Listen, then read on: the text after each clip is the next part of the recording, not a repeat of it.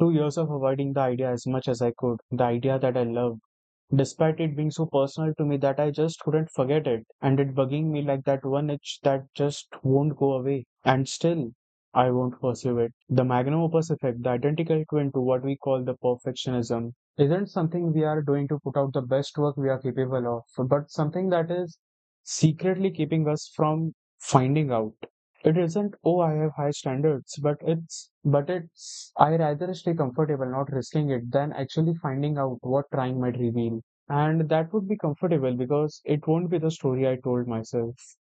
I started this channel about a year ago now, but even before that, around for 2 years, I had this idea to start a channel discussing philosophy because discussing philosophy was something I genuinely liked, but never found someone who was ready to go into the trenches with me. I had this idea and I was sitting on it, waiting because by the nature of this channel, it needed me to think better, think clearly, and express more clearly than I was capable of. Or to put it better, as clearly as I saw the people articulate themselves.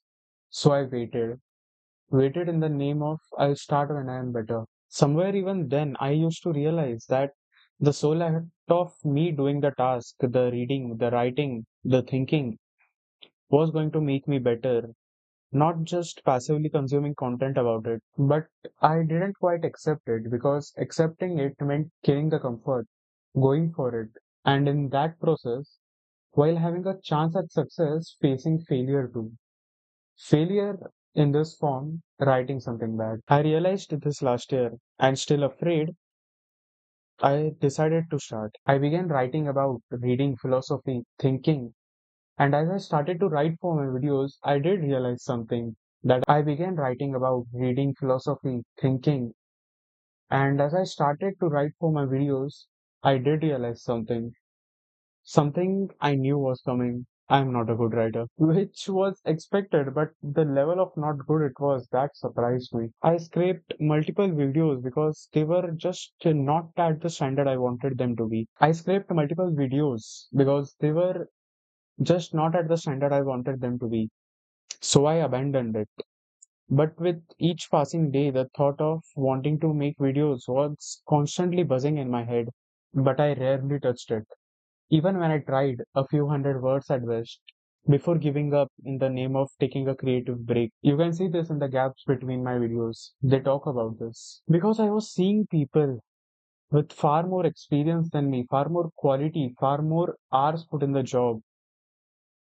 I had acquired this stage, this standard I saw from them, and nothing I wrote came close to it, or so I thought. Even though I was merely writing 2, 3 videos across a span of months, what I was lacking wasn't efforts, but it was repetition. I was avoiding doing it, so I could keep telling myself, I'm good at it, I just don't try it enough. The story I tell myself and be comfortable in the warmth it gives me. But putting in the work actually made me face the truth, and that is why I avoided it. To protect myself from finding out. This reminds me of something. One of my closest friends, one day when we were talking, he told me he wanted to be a travel vlogger and wanted to start travel vlogging. What's stopping you? I asked him. He gave the usual answer. He doesn't have the equipment to film, the budget to travel. I saw a glimpse of my previous version in him when he was saying that. So I told him a way through, and it was such a solid way through that for a moment I considered travel vlogging myself. He nodded to that, but I could sense a bit of I don't want to agree to that energy. Sometimes they gotta help themselves first, right? Thinking back on it, I'm sure he knew too. While putting it into words has different effect to it. Everyone to an extent has an idea on what to do to get out of it, to get it done. But we are protecting ourselves. Sometimes from the fear of failure, fear of being ridiculed, from the fear of finding out, and so we don't. Now, on the surface, if you ponder on it, the answer feels simple. Accept it and start making it with the intention of making something bad. From the idea that this is the worst it will ever be. And from this point, it can only improve. But that's not the complete picture.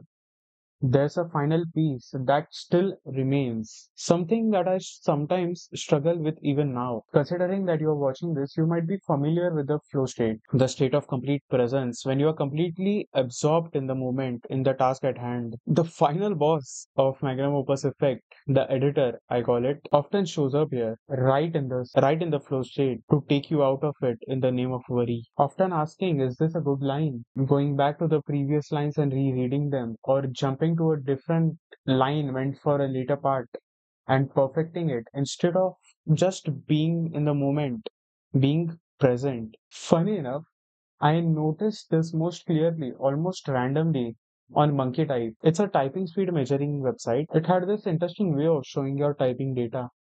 After 15 seconds, a test of 15 seconds, it maps your data on a graph. Each second of the test on a graph, I noticed something there. The moment I was conscious of my performance, the speed dropped. The graph crashed every single time. That's the effect of the editor. It whispers a critique quietly in your ear and tempts you to look at it, often putting you out of the zone, out of the flow state. The answer to editor is the same as the answer to not starting at all. You just keep going anyway. And if you watching this are still in the grip of the Magnum Opus effect, I want you to do this. Close this video right now and go do the task. I don't care how long you do it for 5 minutes if you want. But before you step up and go do something else, I want you to schedule exactly when and what you are going to do the next time and give a word to yourself that you will do it and keep that word. Also, remember, you are not a perfectionist. You are just afraid of finding out.